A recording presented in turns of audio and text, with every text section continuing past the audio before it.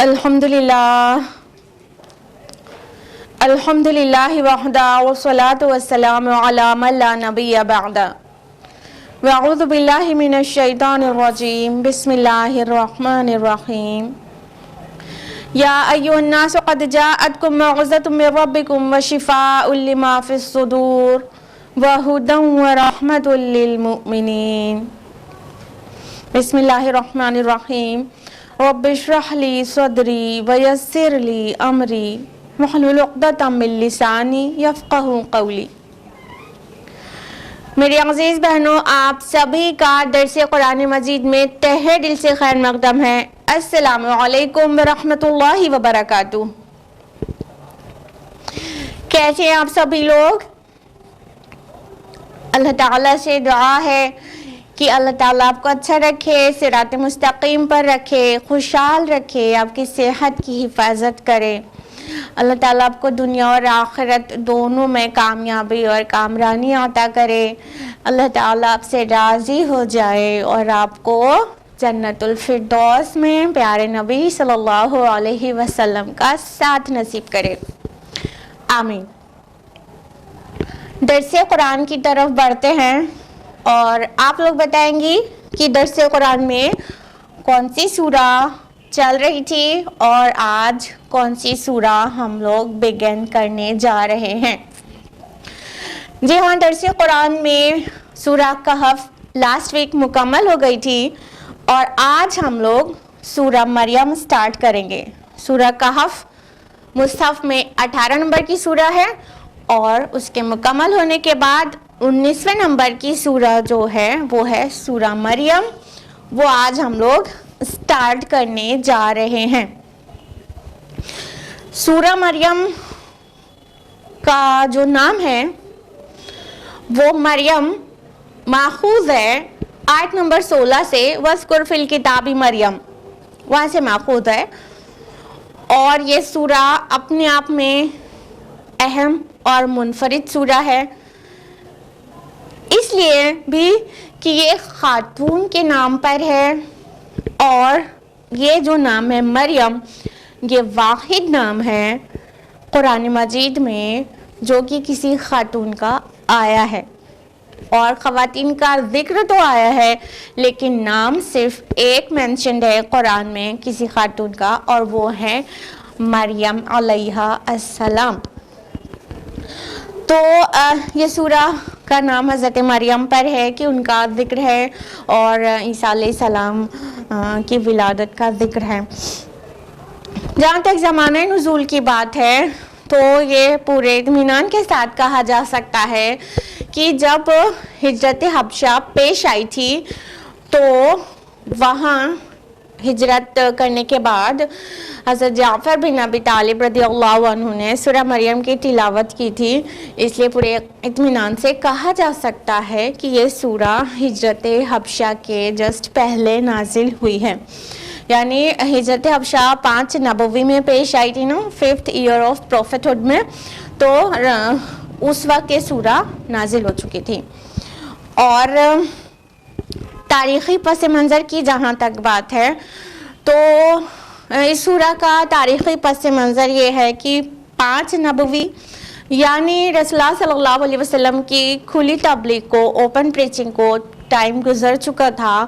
اور کفار کی طرف سے ڈینائل اور سب طرح کا تمسخر اور استہزاء پوری طرح سے جاری تھا۔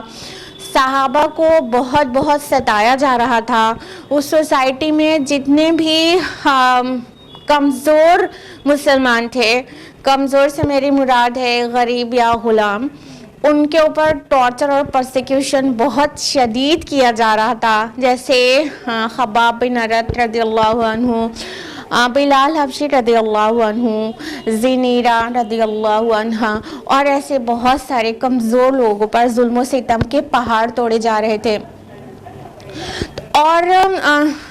رسول اللہ صلی اللہ علیہ وسلم کی دعوت کو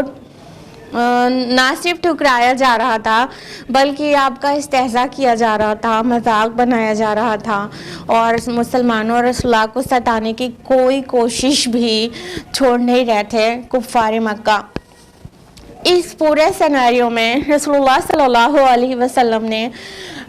صحابہ سے کہا کہ تم حبشہ کی طرف ہجرت کر لو، تو مائیگریٹ کر کے وہاں چلے جاؤ، کیونکہ وہاں پر جو بادشاہ ہے وہ اس کے انڈر میں سبھی لوگ امن کے ساتھ رہتے ہیں، وہ انصاف پسند ہے، تو تم وہاں جا کر رہو اگر اللہ تعالیٰ وہاں پر تم کو امن نصیب کر دے۔ تو چند مسلمان ہجرت کر جاتے ہیں حبشہ کی طرف۔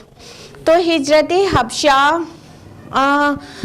پیش آنے والی ہے، اور اس سے پہلے اللہ سبحانہ و تعالیٰ اس سورہ کو نازل کرتے ہیں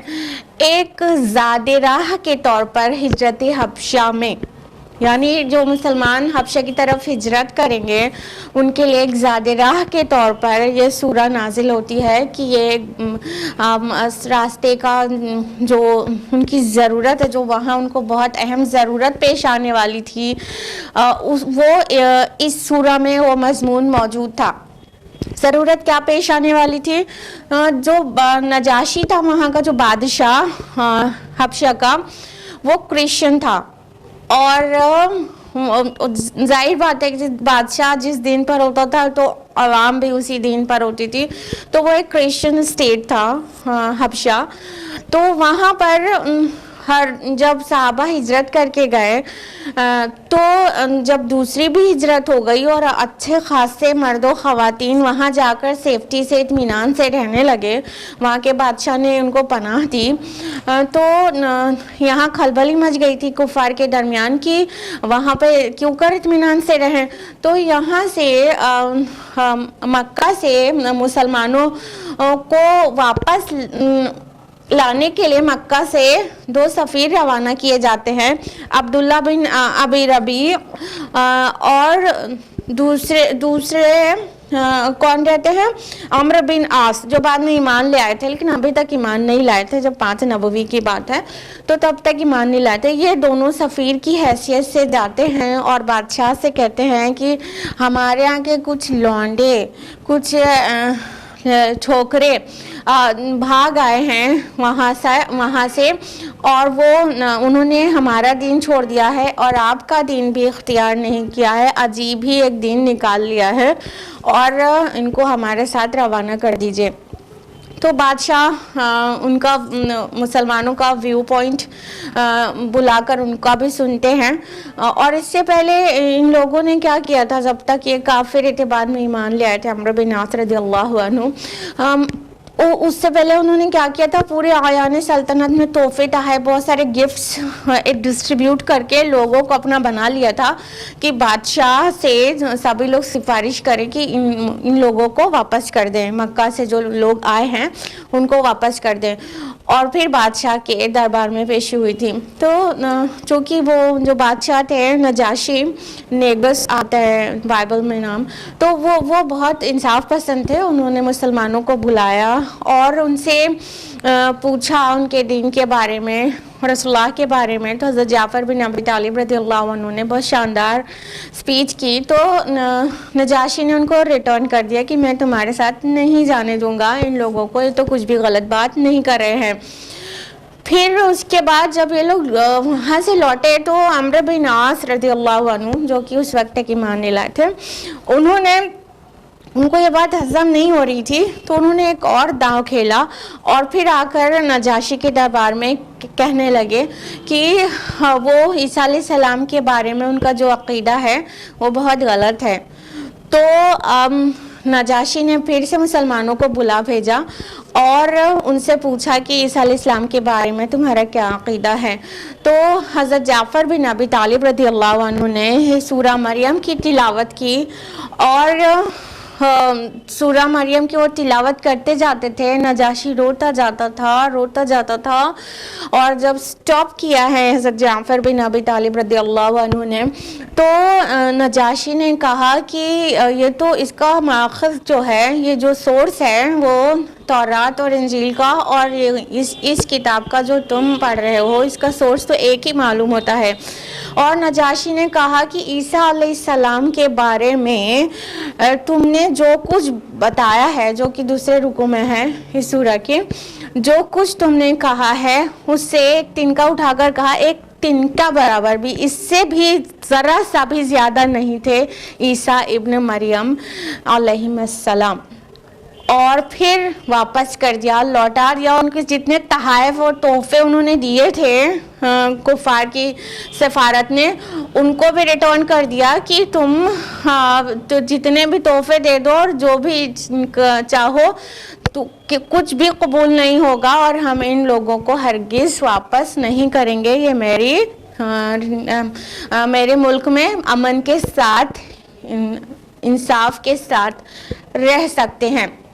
लिहाजा मुसलमानों को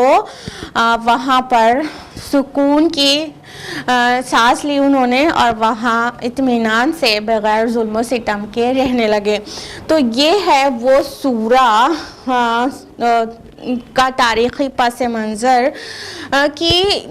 इस वक्त पर सूरा नाजिल हुई थी जब मुसलमानों के लिए बेहतरीन ज़ादिराह बन गई हिजरत हबशा में। जितने महाजरीन हबशा थे उनके लिए ये सूरा की अहमियत उस वक्त कितनी बढ़ गई होगी, आप अंदाज़ा लगा सकते होंगे। मौजू और मज़मून के लिहाज से चूँकि हबशा में क्रिश्चियनिटी फॉलो की जा रही थी या कह सकते हैं मसीहत फॉलो की जा रही थी, तो इससे पहले कि मसीह अलैहिस्सलाम की डिटेल्स आती, हज़रत ज़करिया और याह्या का जिक्र आ गया पहले रुकू में कि पहले रुकू में ये बता दिया गया कि ना सिर्फ ईसा अलैहिस्सलाम की जो विलादत थी वो मिराक्युलस थी, मौजज़ाना तौर पर हुई थी, बल्कि हज़रत याह्या की विलादत भी कम मौजज़ाना नहीं थी। तो पहले रुकू में हज़रत ज़करिया से जो हज़रत याह्या की विलादत हुई तो वो कितनी मौजज़ाना थी उसका तज़किरा है पहले रुकू में। दूसरे रुकू में ईसा इब्न मरियम का तज़किरा है कि उनकी विलादत कैसे हुई। और तीसरे रुकू में इब्राहीम अलैहिस्सलाम का तज़किरा है। और उसके बाद चौथे रुकू में दीगर अंबिया का तज़किरा है कि सब के सब मुसलमान थे, सबकी दावत एक थी, सब एक ही मनसब पर फाइज किए गए, तौहीद के अलंबरदार थे, तौहीद के दाई थे। और पाँचवें और छठे रुकू में ये कंक्लूड कर दिया गया है इस अंदाज में कि जो मुसलमान हैं जो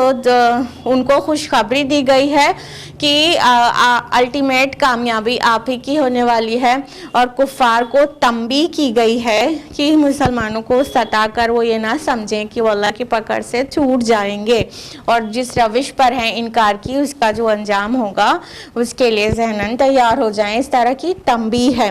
तो इस तरह ये सूरा पूरे 6 रुकुओं पर मुश्तमिल है। अब इतनी तमहीद के बाद हम लोग बाकायदा शुरू करते हैं सूरा मरियम।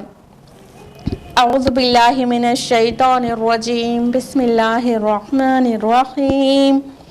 काफ हा या गैन सॉद, काफ हा या गैन सॉद। ये कुरान मजीद का वाहिद मकाम है जहाँ पर 5 हुरूफ मुक़त्तआत एक साथ एक आयत में आ गए हैं।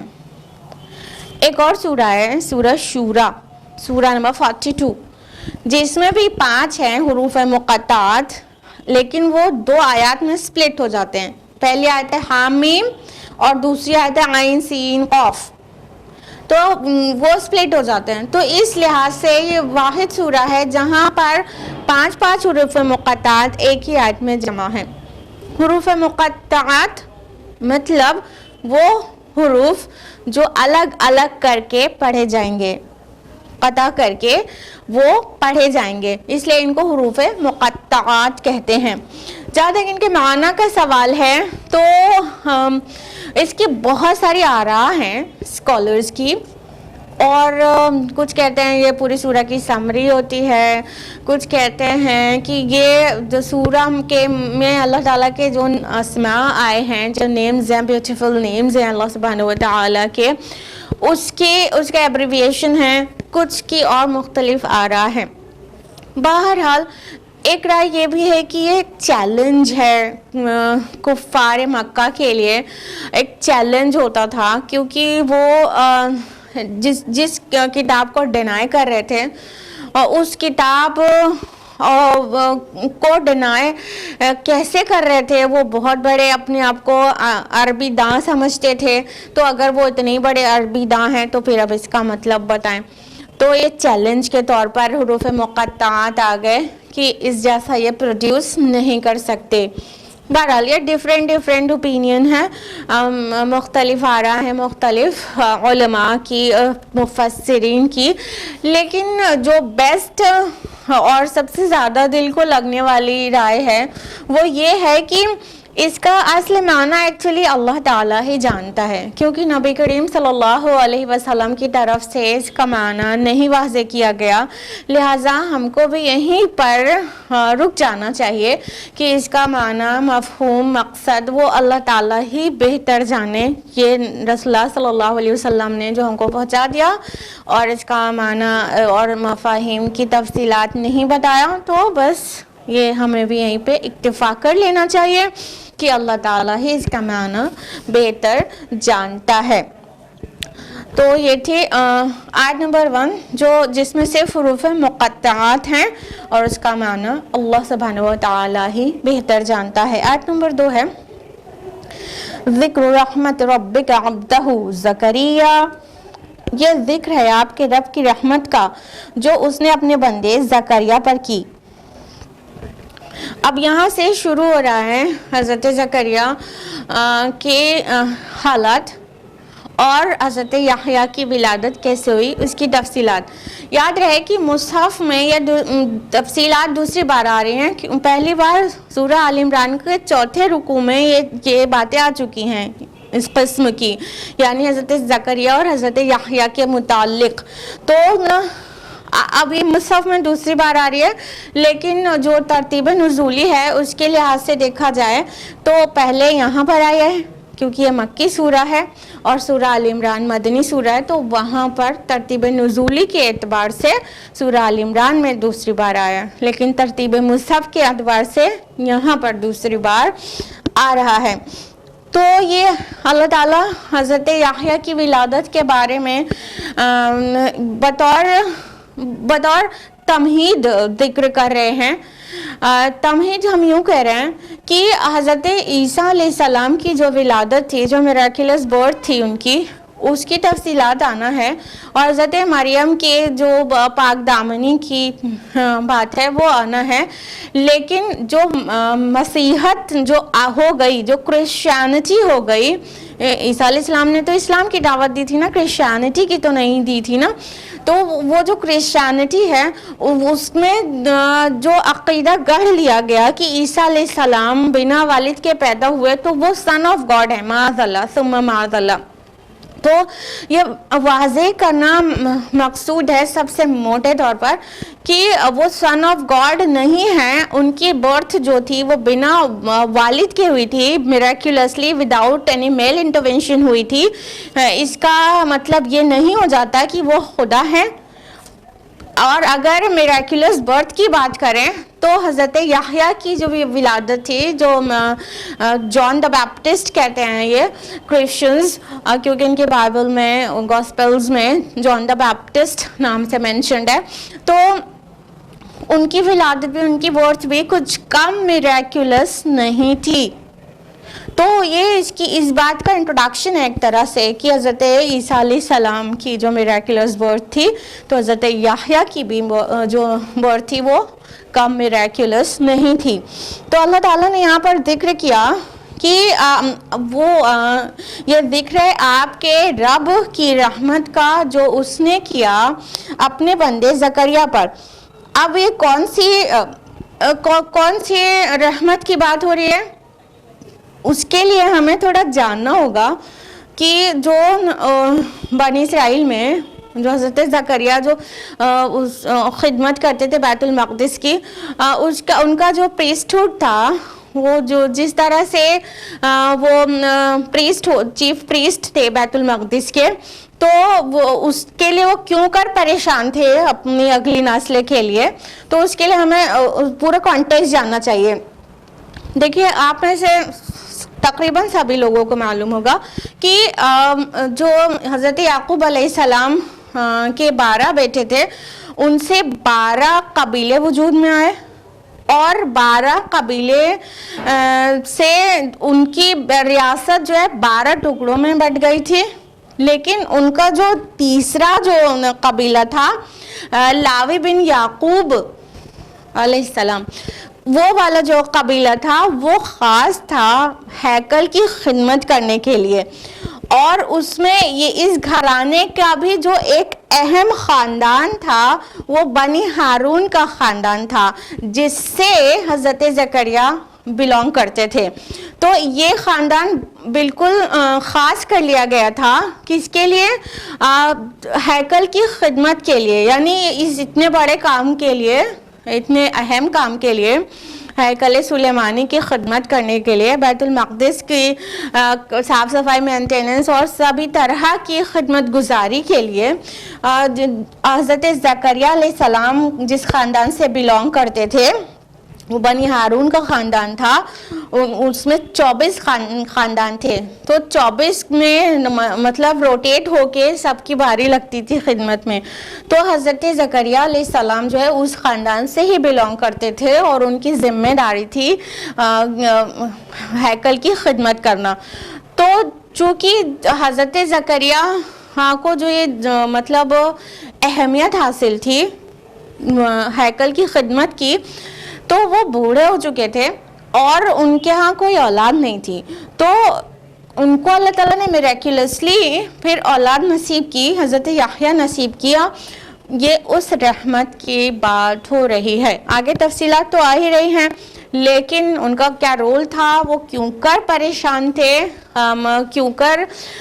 وہ چاہتے تھے کہ ان کے ہاں ان کے مزاج کا، ان کے جیسا متقی انسان جنم لے لے، تاکہ وہ خدمات جو ہے ہیکل کی ان کے خاندان میں آگے تک تسلسل سے چلتی رہے، اور آل یعقوب کے جو یہاں ذمہ داری ہے اس کا سلسلہ ٹوٹنے نہیں پائے. تو یہاں پہ اللہ سبحانہ تعالیٰ جو فرما رہے ہیں، یہ ذکر ہے آپ کے رب کی رحمت کا جو اس نے اپنے بندے زکریا پر کی. تو زکریا علیہ السلام پر وہ رحمت کی گئی تھی جو حضرت یحییٰ کی ولادت ہے. آگے آیت میں اذ نادى ربه نداء خفیا، جب اس نے پکارا اپنے رب کو چپکے چپکے. حضرت زکریا علیہ السلام نے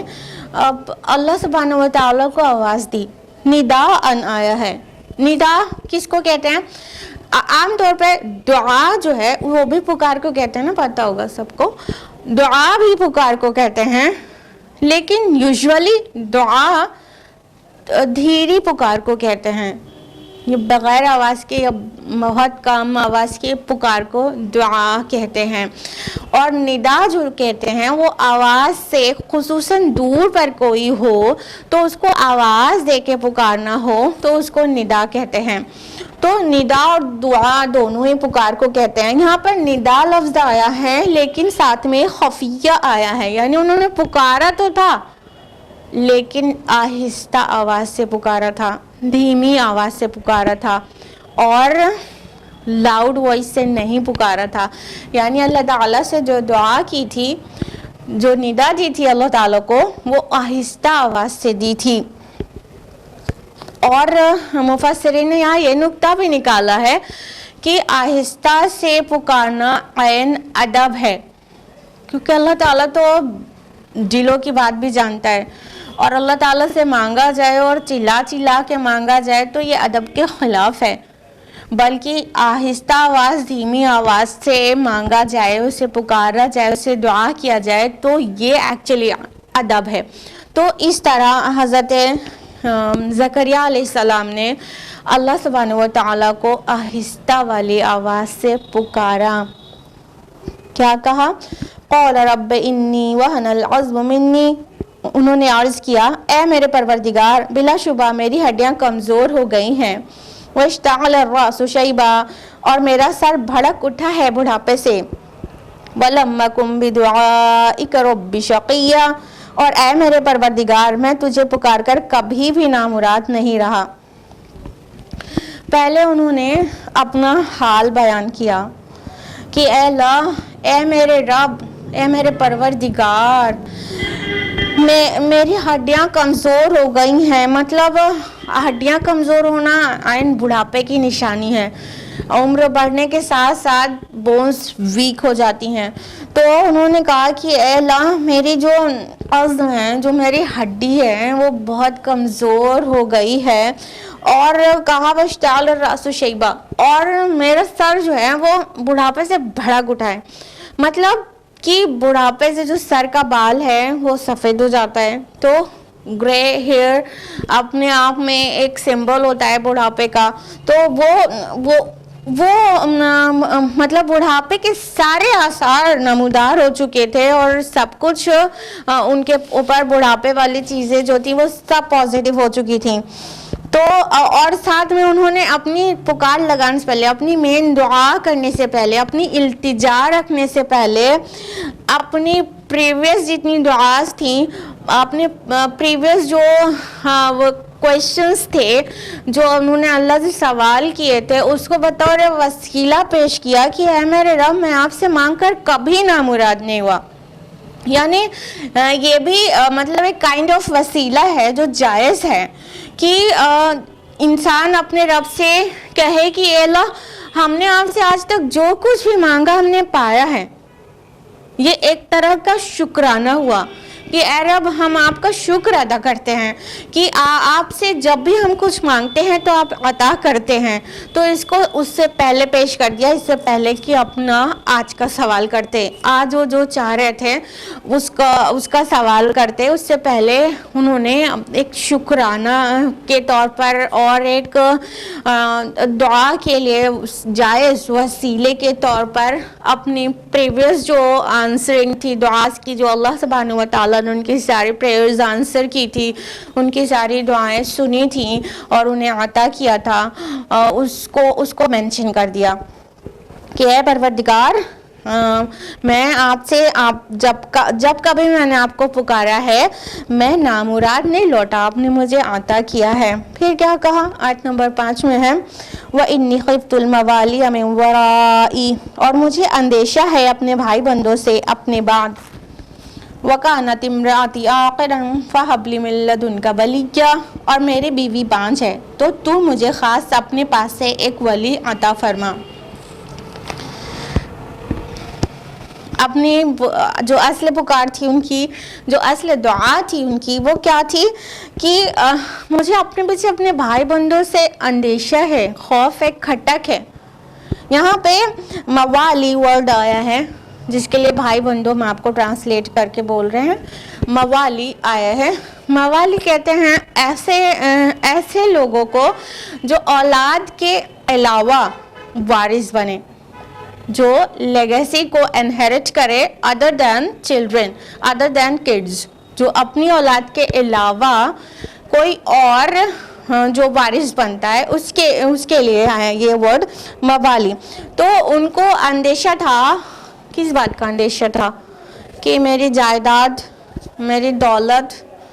یا میری جو بھی سرمایہ ہے وہ میرے بھائی بند جو میرے وارث ہوں گے ادر دین اولاد، مطلب کہ ان کو بیٹا تو اپنا تھا نہیں، تو وہ سب ہڑپ لیں گے۔ استغفر اللہ، ہرگز بھی ایسا نہیں تھا نا۔ ایکچولی انبیاء علیہم السلام کی میراث کیا ہوتی ہے؟ علم ہوتا ہے، وہ اپنے پیچھے ورثے میں علم چھوڑتے ہیں۔ تو وہ نبی تھے، انہوں نے اپنی میراث اس شکل میں نہیں چھوڑی تھی نا، مال و دولت کی شکل میں، بلکہ ان کی میراث کیا تھی، جو ان کا ایسیٹ کیا تھا، ان کا سرمایہ کیا تھا، ہیکل کی جو خدمت تھی وہ ان کا سرمایہ تھا۔ اور ان کی جو ٹیچنگز جو علم اللہ نے انہیں دیا تھا وہ آگے جو ان کو بھیجنا تھا وہ ان کا سرمایہ تھا. تو وہ اس علم اور وہ ہیکل کی جو خدمت کرنی تھی اس کے لیے کوئی خادم ان کے گھر سے نہیں تھا, جس کی وجہ سے وہ ورید تھے. تو انہوں نے ان کو مطلب ایک خدشہ تھا, ایک کہیں نہ کہیں کھٹک تھی کہ میرے مرنے کے بعد میرے خاندان سے ہیکل کا خادم کون بنے گا, اور کہیں ایسا نہ ہو کہ جو علم ہے میرے پاس اللہ تعالیٰ کی طرف سے, وہ علم اور وہ تقوی وہ اگلی جنریشن جو ان کو دکھ رہی تھی, جو اراؤنڈ کے لوگ تھے, بتا رہے ہیں ادر دین چلڈرن جو ان کے وارث تھے, ان کے اندر وہ چیزیں ان کو نہیں دکھ رہی تھی پازیٹیو کہ یہ محفوظ رکھیں گے میری تعلیمات کو, میرے علم کو اللہ تعالیٰ نے جو وحی کے ذریعے مجھے علم دیا وہ ان لوگ محفوظ رکھیں گے, اور وہ باقاعدہ ہیکل کی ویسی خدمت گزاری کریں گے جیسی تقوی کے ساتھ حضرت زکریا علیہ السلام نے کی تھی. تو ان کو ایک کھٹک پیدا ہو گئی کہ مطلب اب مجھے کھٹک ہے, مجھے خدشہ ہے میرے پیچھے ان موالیوں کا, یہ جو ان کے جو وارث تھے, جو وارث ہوتے اگرچہ ان کی اولاد نہیں ہوتی تو ان سے ان کو خدشہ تھا. اور ساتھ ہی وہ بہت زیادہ بوڑھے ہو گئے تھے, اور ساتھ ہی ان کی جو بیوی تھی وہ عاقر تھی. یعنی عاقر کا معنی ہوتا ہے کہ the woman who cannot bear children, تو اس عورت کو عاقر کہتے ہیں. تو ان کی بیوی جو تھی وہ عاقر تھی, وہ مطلب ان کے اولاد نہیں ہو سکتی تھی, جو نسل کا جو سلسلہ تھا وہ خاندان کا جو ہارون علیہ السلام کا وہ آگے نہیں پہنچ پا رہا تھا. تو انہوں نے اپنے رب کے سامنے التجا کی کہ مجھے مطلب خدشہ ہے اور میری بیوی بھی عاقر ہے, بانجھ ہے. آیت نمبر 6 ہے یرثنی و یرث من آل یعقوب, جو وارث ہو میرا اور آل یعقوب کا, واجعلہ رب رضیہ, اور میرے پروردگار اس کو بنائیو پسندیدہ. تو اب انہوں نے دعا کر ڈالی کہ اپنے پاس سے مجھے ایک ولی عطا فرما, پریویس آیا میں کہ ولی یہاں پہ کیا ہے, ایسا ساتھی, ایسا دوست, ایسا وارث جو میرے سارے تعلیمات کو محفوظ کرے اور جو میری تعلیمات کو آگے بڑھائے اور ہیکل کی خدمت پوری شان کے ساتھ پورے تقوی کے ساتھ کرے. اور جو اب واضح ہو گیا کہ جو وارث ہو میرا اور آل یعقوب کا, یعنی انہیں آل یعقوب کا وارث بنانا مقصود تھا, ان کو اپنا نسل چلانا, اپنا نام آگے بڑھانا اور اپنا ایگزسٹنس اپنے اولاد کے اندر دیکھ کر اطمینان ہونا, ایسا بالکل بھی نہیں تھا. یہ اگر اپنا دین, اپنی ٹیچنگز, اپنی تعلیمات کے لیے اولاد کی خواہش کیا جائے تو کچھ بھی غلط بات نہیں ہے, لیکن عام طور پر اولاد کی خواہش کس لیے ہوتی ہے, بڑھاپے کی لاٹھی ہو, اور وہ جب ہم بیمار ہو جائیں تو وہ ہمارا سہارا بنے, تو وہ تھوڑا نقص ہوتا ہے اس خواہش میں. اصل جو زکریا علیہ السلام نے خواہش کی تھی یہ ہے اصل خواہش جو اولاد کے لیے ہونی چاہیے. انہیں اپنی ٹیچنگز کی فکر تھی, آل یعقوب کی جو میراث تھی کس فارم میں, علم کے فارم میں, اور جو دین تھا وہ اس دین کی ان کو فکر تھی کہ یہ جو اب دکھ رہے ہیں یہ لوگ کہیں بھی سیریس اور متقی اور دیندار نہیں دکھ رہے ہیں, تو اس لیے ان کو فکر تھی. تو انہوں نے دعا کر ڈالی کہ اے اللہ مجھے اپنے پاس ایک ولی عطا فرما جو وارث ہو میرا اور آل یعقوب کا, اور اے میرے پروردگار اس کو رضیہ بنا. یہاں پہ جو لفظ رضی آیا ہے تو اس میں دونوں مفاہیم پائے جاتے ہیں, رضی اور مرضی دونوں کا. رضی کا مطلب ہوتا ہے وہ جو راضی ہو, جو مطمئن ہو, خوش ہو, ٹھیک ہے. اور مرضی کا مطلب ہوتا ہے وہ جو راضی کر دیا گیا ہو, ٹھیک. تو یہاں پر رضی اور مرضی دونوں کا مفہوم پایا جا رہا ہے. رضیہ میں دونوں مفہوم پایا جا رہا ہے کہ جو راضی ہو اور راضی کر دیا گیا ہو, یعنی بہت پسندیدہ ہو, اس کے اندر بہت عمدہ صفات و اعلیٰ صفات ہوں, اور مطلب وہ اللہ سے راضی ہو اور اللہ اس سے راضی ہو، بالکل ایسا مطلب متقی لڑکا ان کو چاہیے تھا، بہت ہی دیندار اور ہیکل کی خدمت کرنے والا خادم، آل یعقوب کی میراث یعنی علم کا سرمایہ کو انہیرٹ کرنے والا۔ آیت نمبر 7 ہے، یا زکریا انا نبشرک بغلام اسمہ یحییٰ لم نجعل لہ من قبل سمیہ۔ اے زکریا، ہم تمہیں بشارت دیتے ہیں ایک لڑکے کی جس کا نام یحییٰ ہوگا، ہم نے اس سے پہلے اس کا کوئی ہم نام نہیں بنایا۔ تو اللہ سبحانہ و تعالیٰ نے ان کی دعا سن لی، ان کی دعا سن لی، ان کی ندا سن لی، اور ان کو خوشخبری دی کہ اے زکریا، ہم تمہیں خوشخبری دیتے ہیں، بشارت دیتے ہیں ایک ایسے غلام کی۔ غلام مینس لڑکا ہوتا ہے، خادم بھی ہوتا ہے، لڑکا بھی ہوتا ہے، بوائے بھی ہوتا ہے۔ تو ایسا بوائے، ایسے لڑکے کی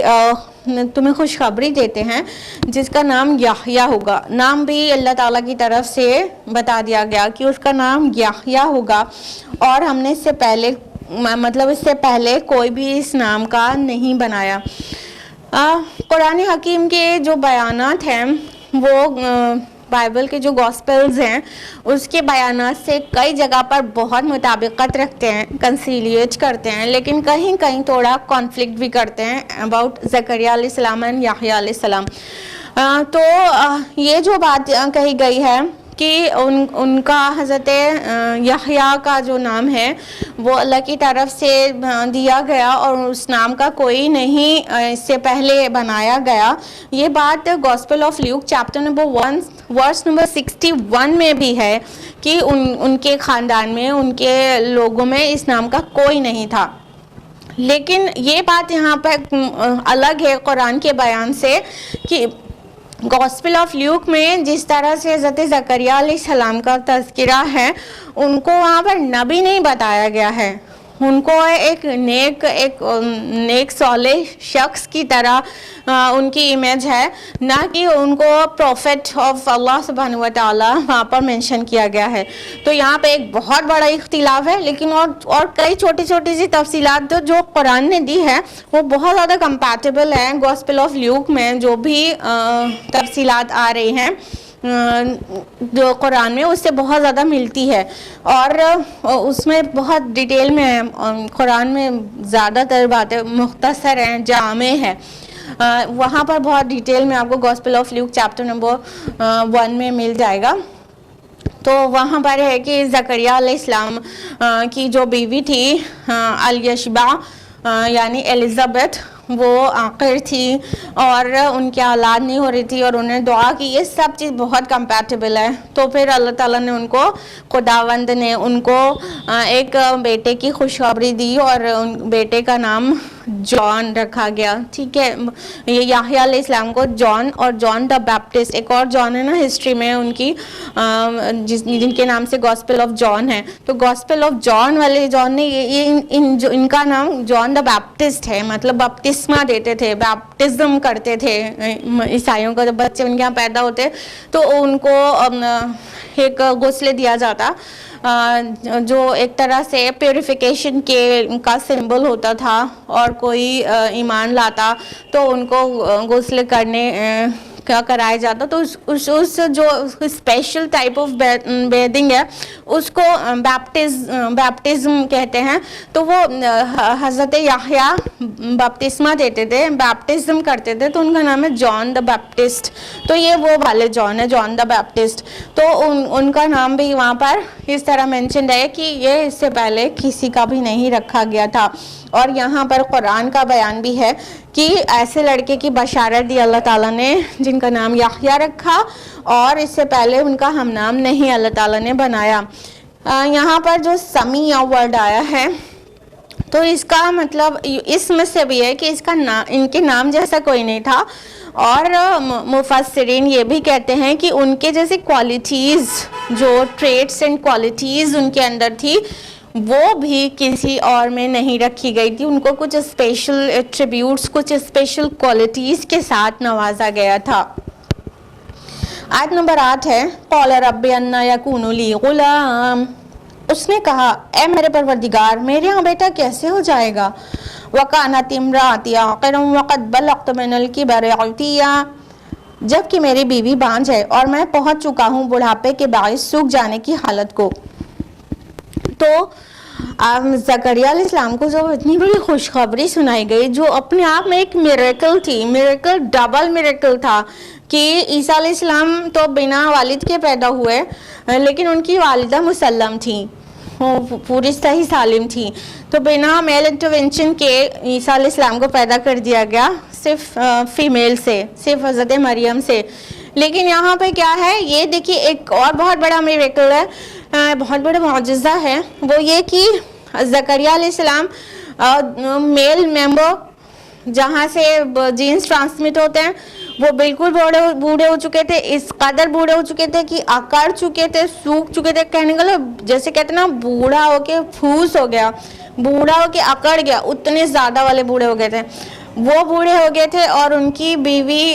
she was not able to bear children، تو وہ ایسی تھی، اس کے باوجود دونوں یعنی میل اور فیمیل دونوں ہی کی طرف سے مطلب اولاد کا ہونا ممکن نہیں تھا،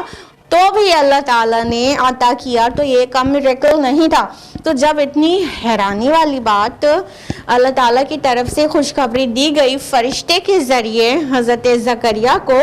تو ظاہر ہے کہ ان کا یہ سوال ہونا ہی تھا کہ ارے میں تو بہت زیادہ بوڑھا ہو گیا ہوں، کیسے ہوگا، اور میری بیوی بانجھ ہے۔ کہنے کا مطلب کہ وہ کنفیوز نہیں ہو گئے تھے، کہنے کا مطلب یہ کہ وہ اللہ کی قدرت پہ شک نہیں کرنے لگے تھے۔ جو یہ سوال تھا یہ بہت نارمل تھا، وہ سائن پوچھ رہے تھے کہ حالات تو یہ ہیں کہ دونوں ہی طرف سے ممکن نہیں ہے اولاد کا ہونا، لیکن اے رب اگر آپ خوشخبری دے رہے ہیں تو مجھے مطلب کوئی نشانی بھی پتہ چل جائے، اور وہ جاننا چاہ رہے تھے کہ وہ کیسے ہوگا۔ تو اس میں کوئی کانٹرڈکشن نہیں ہے کہ ایک طرف تو دعا کر رہے ہیں اور دوسری طرف خود وہی سوال کر رہے ہیں کہ کیسے ہوگا، تو ان کو ڈاؤٹ نہیں تھا، لیکن وہ اطمینان چاہ رہے تھے یہ جو فرشتہ میرے سامنے ہے وہ مجھے جو خوشخبری سنا رہا ہے وہ کس طرح چیز وجود میں آئے گی اور میں اطمینان کر لوں کہ ہاں یہ سچ مچ میری دعا سن لی گئی ہے۔ اور ایسے ایک ہیومن نیچر بھی ہوتا ہے کہ انسان بڑی بڑی چیزیں مانگتا ہے لیکن جب وہ مل جاتی ہے تو تھوڑی دیر حیران ہوئے بغیر نہیں رہتا، حالانکہ اس نے مانگی ہوتی ہے، لیکن جب اللہ تعالیٰ عطا کر دیتا ہے تو انسان حیران ہوتا ہے۔ تو یہ اس طرح تھا، اللہ کی قدرت پہ شک نہیں تھا یہ کسی بھی قسم کا، یہ بہت ایک نارمل اور نیچرل سوال تھا۔ حضرت ابراہیم نے بھی یہ سوال کیا تھا جب ان کو بڑھاپے میں بیٹے کی خوشخبری سنائی گئی تھی، تو انہوں نے اپنا دونوں کی طرف سے جو حالات تھے نارمل سے بہت الگ بچہ پیدا ہونے کے حالات سے اس کو مینشن کیا وہاں پر۔ آیت نمبر 9 میں جواب دیا گیا قال کذالک قال ربک هو علی ہین، فرمایا ایسے ہی ہوگا، تمہارے پروردگار نے فرمایا ہے کہ یہ مجھ پر بہت آسان ہے۔ وَقَدْ خَلَقْتُكَ مِنْ قَبْلُ وَلَمْ تَكُ شَيْئًا، اور تمہیں بھی تو میں نے پیدا کیا اس سے پہلے جبکہ تم کچھ بھی نہیں تھے۔ تو ان کو جواب دیا گیا، یعنی فرشتے کے ذریعے اللہ تعالیٰ نے جواب بھیجا کہ ایسے ہی ہوگا، کذالک، بس ایسے ہی، یعنی تم بوڑھے ہو گئے ہو، تمہاری بیوی نہیں بیئر کر سکتی بچوں کو، اس کے بعد بھی اللہ کا پلان ہے اور اللہ کا کلمہ کن سے کچھ بھی ہو سکتا ہے، اور یوں ہی ہوگا، اسی عمر میں تم کو ہوگا، انہی پوزیشن میں ہوگا، اور وہ ہو جائے گا، کیونکہ اللہ تعالیٰ نے کے لیے کچھ بھی مشکل نہیں ہے، یہ اللہ پر بہت آسان ہے۔ اور اس کا ایک بہت اسٹرانگ ریزن بھی دیا گیا، ریشنل ریپلائی کیا گیا کہ تم کو بھی تو اللہ تعالیٰ نے پیدا کیا ہے جبکہ تم کچھ بھی نہیں تھے، یعنی آؤٹ آف نتھنگنیس جب کوئی چیز وجود میں آ سکتی ہے، نیست سے ہست ہو سکتی ہے، مطلب اللہ has the power over all things that he can create anything out of nothing نا، جب اللہ تعالیٰ کسی بھی چیز کی غیر موجود ہونے سے اس کو موجود کر سکتا ہے تو پھر تم موجود ہو, تم بوڑھے ہو گئے ہو تو تم سے اولاد کا تسلسل کیوں نہیں جاری کر سکتا؟ تم تو اس سے پہلے کچھ بھی نہیں تھے, کچھ بھی نہیں تھے. ارے انسان کی حیات کے متعلق کیا ہے, آپ کی جتنی لائف ہے, آپ کی جتنی ایج ہے اس پر 9 منتھس اور پلس کر لیجئے کہ مدرز ہوم میں اتنے دن رہے, اور جو نطفے کی شکل میں مدر فادر کے ایبڈومن میں رہے جو اس پہ تھوڑا سا پلس کر لیجئے, یعنی اپنی عمر سے 1 سال اور پلس کر لیجئے. پھر اس کے پہلے تو نہیں تھے نا ہمارا, مان لیجئے 25 ایج ہے, 26 ایئرز پہلے آپ کا کوئی وجود تھا؟ آپ کہیں بھی ایگزسٹ کرتی تھی؟ نہیں کرتی تھی. تو جب اللہ تعالیٰ آؤٹ آف نتھنگ ہم کو کریٹ کر سکتا ہے, جب اللہ تعالیٰ کی قدرت سے نیست سے ہست ہو سکتا ہے, تو تم بوڑھے سے اللہ تعالیٰ کو ایک اولاد نصیب کر دینا یہ کون سی بڑی بات ہے؟ یہ اللہ تعالیٰ کے لیے بہت آسان ہے. اٹس سو ایزی فار اللہ سبحانہ و تعالی. آیت نمبر 10, قال رب اجعل لی آیہ, عرض کیا اے میرے پروردگار میرے لیے کوئی نشانی مقرر فرما دیجئے. قال آیتک الا تکلم الناس ثلاث لیال سویا, فرمایا تمہارے لیے نشانی یہ ہے کہ تم گفتگو نہیں کر سکو گے لوگوں سے 3 راتیں متواتر. جب ان کو یقین ہو گیا کہ یہ اللہ کا فرشتہ مجھے جو خوشخبری سنا رہا ہے وہ واقعتاً سچی ہے, مطلب یقین ہو گیا, مطلب انہوں نے اتنی بڑی خوشی جس کے لیے انہوں نے دعا کی تھی اللہ تعالیٰ سے گڑ گڑا کر, ندان خفیہ آیا ہے کہ خاموشی سے چپکے سے پکارا تھا, اور خاموشی سے اکثر راتوں میں پکارا جاتا ہے. تہجد کا جو وقت ہوتا ہے اس وقت اللہ کو پکارا جاتا ہے, تو انہوں نے رات میں اٹھ کے عبادت کے دوران اللہ کو پکارا ہوگا خاموشی سے. جب وہ پکار سن لی گئی تو انہوں نے فوراً یہ جاننا چاہا کہ یہ کب ہوگا, مجھے پتہ چلے کہ یہ پریئر کب آنسر ہو گئی, کس وقت, یعنی حمل ان کی بیوی کا حمل آ جائے گا, کب سے شروع ہو جائے گی وہ چیز. تو پوچھنے لگے کہ اللہ میرے لیے کوئی نشانی مقرر کر دیجئے, مجھے بتا دیجئے کوئی نشانی ایسی جو سمبولک ہو کہ مجھے پتہ چل جائے کہ اب یہ کام ہو گیا, اب ان کی وائف پریگننٹ ہو گئی. تو ان کے لیے اللہ تعالیٰ نے یہ نشانی بتا دی کہ تم گفتگو نہیں کر سکو گے 3 دن تک کسی سے بھی. تو لیالن سویہ آیا ہے, ثلاث لیالن سویہ, 3 دن تک کسی سے بھی گفتگو نہیں کرو گے. سویہ جو لفظ ہے, یہ سوی کا معنی ایک تو متواتر ہوتا ہے کنٹینیوسلی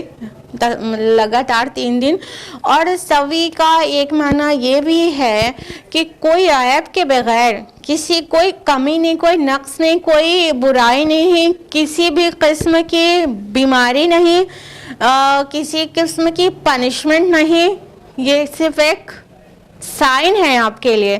صرف ایک نشانی ہے آپ کے لیے کہ آپ اچھے بھلے ہیں اور آپ گفتگو نہیں کر سکیں گے 3 دن تک کسی سے. اب دیکھیں یہاں پر بھی جو انجیل کا بیان ہے اس سے مختلف ہے. گاسپل آف لیوک میں جو تفصیلات ہیں حضرت زکریا کے متعلق, تو اس میں وہاں پر دکھایا گیا ہے کہ وہ حضرت زکریا پر ایک پنشمنٹ تھی اللہ تعالیٰ کی کہ وہ گونگے کر دیے گئے تھے, اور قرآن نے واضح کیا کہ وہ پنشمنٹ نہیں تھی, وہ ایک سائن تھی, وہ ایک نشانی تھی. وہ بطور پنشمنٹ, کوئی بھی پنشمنٹ کے طور پر ان کی جو گویائی ہے وہ سلب نہیں کی گئی تھی, بلکہ نشانی کے طور پر کی گئی تھی کہ جب وہ اچھے خاصے رہیں گے پھر بھی بول نہیں پائیں گے تو وہ سمجھ جائیں وہ وقت آ گیا ہے جب میری بیوی کا حمل قرار پا گیا ہے. تو قرآن حکیم نے ان کی جو امیج جو وہاں پہ اسپوائل کی تھی نصارہ نے, وہ بھی کلیئر کر دیا کہ وہ نشانی تھی بات نہیں کرنا 3 دن تک، نہ کہ کسی بھی قسم کی کوئی سزا تھی۔ آیت نمبر 11 ہے فَخَرَجَ عَلَىٰ قَوْمِهِ مِنَ الْمِحْرَابِ، پھر وہ حجرے سے نکل کر اپنی قوم کی طرف آئے۔ فَأَوْحَىٰ إِلَيْهِمْ أَن سَبِّحُوا بُكْرَةً وَعَشِيًّا، اور انہیں اشارے سے کہا کہ تم لوگ تسبیح بیان کرو صبح و شام۔ تو جب وہ دن آ گیا تھا اور وہ نشانی ظاہر ہو گئی تھی کہ اب وہ ان کی گویائی 3 دن کے لیے لے لی گئی تھی۔ اب دیکھیے یہاں پہ ثلاثہ لیال سویہ آیا ہے نا، 3 راتوں تک بات نہیں کر سکو گے، تو 3 رات 3 دن بھی تو ہوتا ہے، جب 3 رات گزرے گی تو 3 دن بھی تو گزرے گا اس کے ساتھ ساتھ، تو یہ 3 دن تک کے لیے ان کی گویائی طلب کی گئی تھی۔ لیکن رات آیا جو وہاں سے کنیکشن بیٹھ رہا ہے کہ انہوں نے نداءً خفیہ آواز سے پکارا تھا، دھیمی آواز سے، تو رات کا وقت ہوگا، تو وہ رات کے سے ریلیونس سے یہاں 3 راتوں تک گفتگو نہیں کر سکو گے، ممکن ہے مینشن کیا گیا ہو۔ تو جب وہ وقت آ گیا تھا کہ ان کی گویائی لے لی گئی تھی، یعنی وہ سائن ظاہر ہو گیا تھا کہ اب ان کو اولاد ہونے والی ہے، تو پھر جب وہ محراب سے نکلے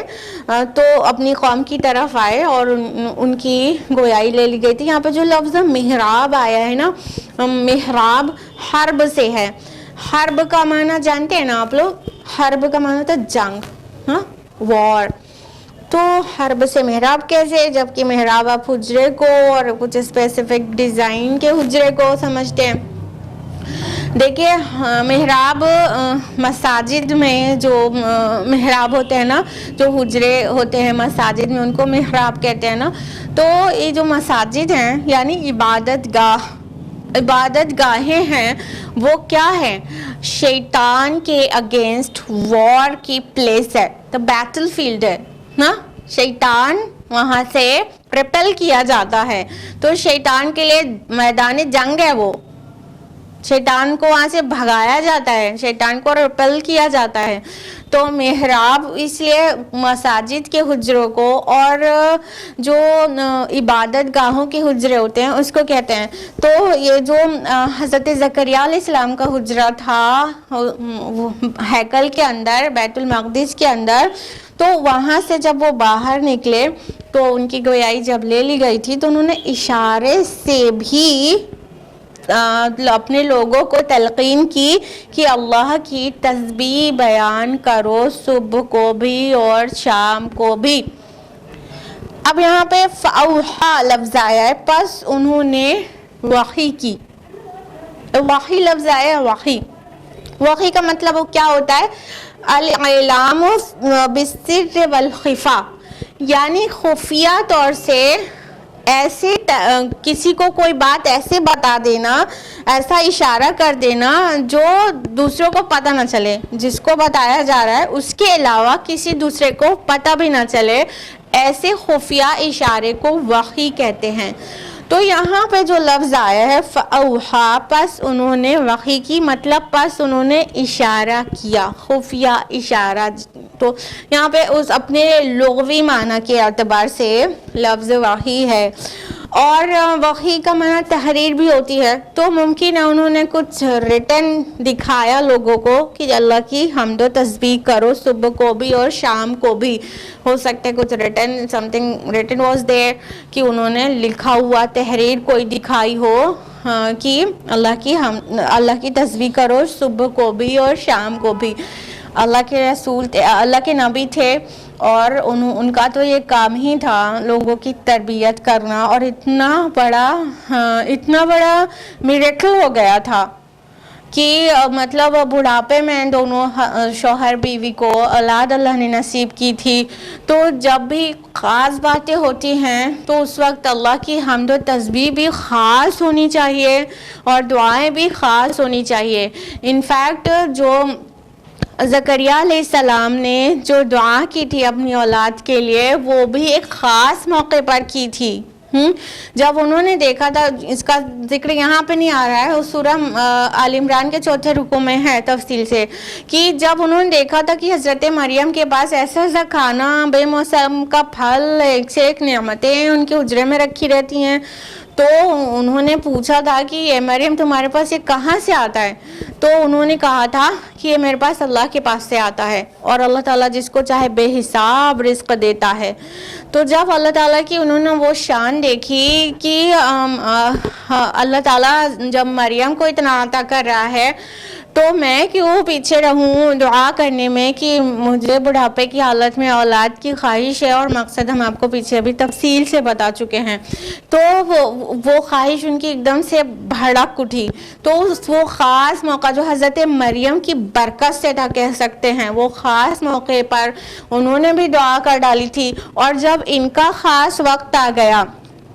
حضرت زکریہ کا کہ ان کو بڑھاپے میں اولاد کی خوشخبری والے سائنس ظاہر ہو گئے،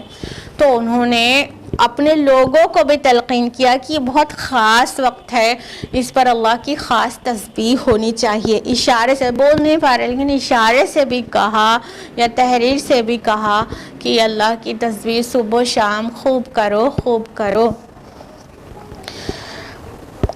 آیت نمبر 12 ہے، یا یحییٰ خذ الکتاب بقوہ، اے یحییٰ کتاب کو مضبوطی سے تھام لو، وآتیناہ الحکم صبیہ، اور ہم نے اس کو عطا کر دی حکمت اور دانائی بچپن ہی میں۔ اب بیچ کا سب کچھ چھوڑا گیا ہے، بائبل میں سے ہر چیز سیکوینشل ہے، آپ کو گاسپلز میں ملے گا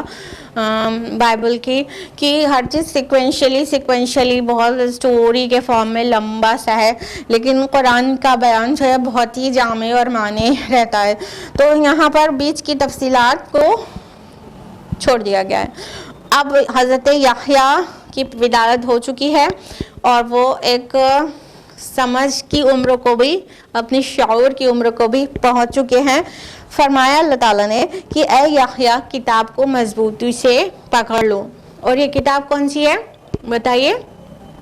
جی ہاں، تورات، کیونکہ ان کے لیے شریعت کی کتاب تورات ہی تھی، ابھی کوئی نئی شریعت نہیں آئی تھی، تو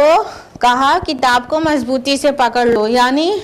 تورات کو مضبوطی سے پکڑو اور تورات کے مطابق فیصلے کرو۔ اور اللہ تعالیٰ نے فرمایا کہ ہم نے ان کو حکمت اور دانائی، حکم یہاں ورڈ آیا ہے، وہ بچپن میں ہی عطا کر دی تھی، سبھی، یعنی ابھی وہ سبھی عمر پہ ہی تھے، مطلب لڑکے تھے، بہت میچور نہیں ہوئے تھے، امیچور ہی تھے، لڑکپن میں ہی ان کو اللہ تعالیٰ نے حکم عطا کر دیا تھا۔ یہاں حکم بہت معنی خیز ہے، حکم سے مراد قوت فیصلہ ہے، حکم سے مراد حکمت ہے، حکم سے مراد معاملہ فہمی ہے، تو یہ سارے ہی مفاہیم اس میں آ گئے الحکم میں۔ تو اللہ تعالیٰ نے ان کو بہت جلدی، مطلب میچورٹی کی ایج پہ پہنچنے سے پہلے کم عمر میں ہی حکمت اور دانائی اور قوت فیصلہ اور فہم دین اور فہم کتاب، یہ سب نصیب کر دیا تھا، دین کا تفقہ نصیب کر دیا تھا۔ ابھی ہم نے آپ سے کہا تھا نا ان کو خاص کوالٹیز دی گئی تھی۔ آیت نمبر 13 میں ہے وَحَنَانًا مِن لَدُنَّا وَزَكَاةً وَكَانَ تَقِيًّا، اور ہم نے اور ہماری طرف سے سوز و گداز والی محبت اور پاکیزگی اور عطا کی، اور وہ بہت متقی تھا۔ حضرت یحییٰ کی چاند کے خلاف چیزیں بھی ہیں بائبل میں، جس کو قرآن نے وائپ آؤٹ کیا، اور ان کی جو اصل شخصیت تھی، ان کے تقوی اور ان کی جو عمدہ صفات، اعلیٰ صفات تھی، اس کو اجاگر کیا۔ تو یہاں پر پوری تفصیلات آ گئی حضرت یحییٰ کے بارے میں کہ وہ ایکچولی کن صفات کے حامل تھے، کیا کوالٹیز تھی ان کے اندر اور کیا ٹریٹس تھے ان کے اندر۔ وحنانا آیا کہ وہ بہت ہی زیادہ محبت کرنے والے تھے۔ حنان اس لفظ کا جو صحیح ترجمہ یا بہت نیئرسٹ ترجمہ جو ہو سکتا ہے وہ مامتا ہو سکتا ہے، جیسے ایک ماں کی مامتا ہوتی ہے کہ وہ بہت زیادہ اپنے بچے کو پریشان دیکھ کے جلدی سے تڑپ جاتی ہے، اس کی ضرورت کا خیال رکھتی ہے اور بے پناہ محبت کرتی ہے، اور اس کی محبت میں بہت ہی زیادہ شفقت اور ہمدردی ہوتی ہے اور رحمت ہوتی ہے۔ یہ سارے باتوں کو ایک ساتھ جمع کیا جائے تو یہ لفظ بنے گا حنانا. تو وہ اتنے زیادہ نرم دل اور محبتی تھے کہ لوگوں سے مطلب بہت ہی نرمی اور محبت والا ان کا ریلیشن تھا سب کے ساتھ, اور وہ بہت ہی متقی تھے, پارسا تھے. آیت نمبر 14 ہے وَبَرًّا بِوَالِدَيْهِ وَلَمْ يَكُنْ جَبَّارًا عَصِيًّا, اور وہ اپنے والدین کے ساتھ حسن سلوک کرنے والا تھا اور خود سرو نافرمان نہیں تھا. یعنی وہ جب بڑے ہوئے تھے تو اپنے والدین کے ساتھ حسن سلوک کرنے والے تھے, اور یہ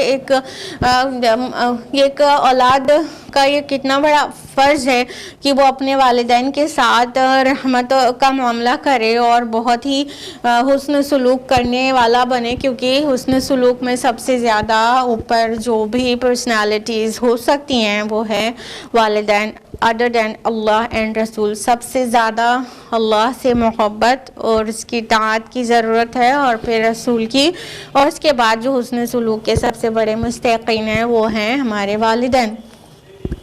وَسَلَامٌ عَلَيْهِ يَوْمَ وُلِدَ وَيَوْمَ يَمُوتُ وَيَوْمَ يُبْعَثُ حَيًّا, اور سلام ہو اس پر جس دن اس کی ولادت ہوئی, جس دن اسے موت آئے, اور جس دن وہ اٹھایا جائے زندہ ہو کر.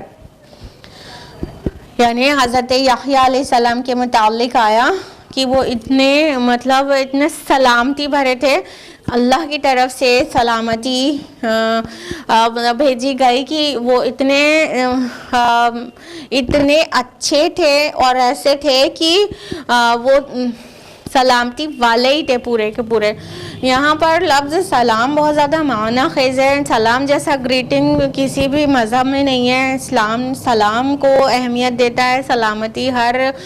نقص, ہر پریشانی, ہر خوف, ہر رنج, ہر کھٹک سے پاک جو سٹیٹ ہے وہ ہے سلامتی. تو ان پر ہر طرح کی سلامتی اللہ تعالیٰ نے دنیا میں بھی بھیجی کہ ان کی ولادت پر بھی سلامتی, ان کو موت جس دن آئی اس دن کے پر بھی سلامتی, اور ابھی ایک دن باقی ہے جب وہ ریزریکٹ ہوں گے, جب وہ روز قیامہ پھر سے اٹھائے جائیں گے, اس دن کے لیے بھی سلامتی بھیج دی گئی. تو یہ ایک رکو مکمل ہوا اور ہم لوگ کا وقت بھی پورا ہو گیا. آج ہم لوگ اتنے ہی پر اکتفا کریں گے, اور پھر انشاءاللہ اگلے ہفتے پھر ملاقات ہوگی قرآن مجید کے ساتھ, اگلی آیات کے ساتھ. آیت نمبر 60 آنورڈز نیکسٹ ویک جانیں گے انشاءاللہ. آج کے لیے اتنا ہی. اللہ سبحانہ و تعالی ہم سب کو قرآن مجید پڑھنے, سمجھنے, غور و فکر کرنے, غوطہ زنی کرنے, مکمل عمل کرنے اور غیروں تک پہنچانے کی توفیق عطا فرمائے. آمین. وآخر دعوانا الحمدللہ رب العالمین. والسلام علیکم ورحمۃ اللہ وبرکاتہ.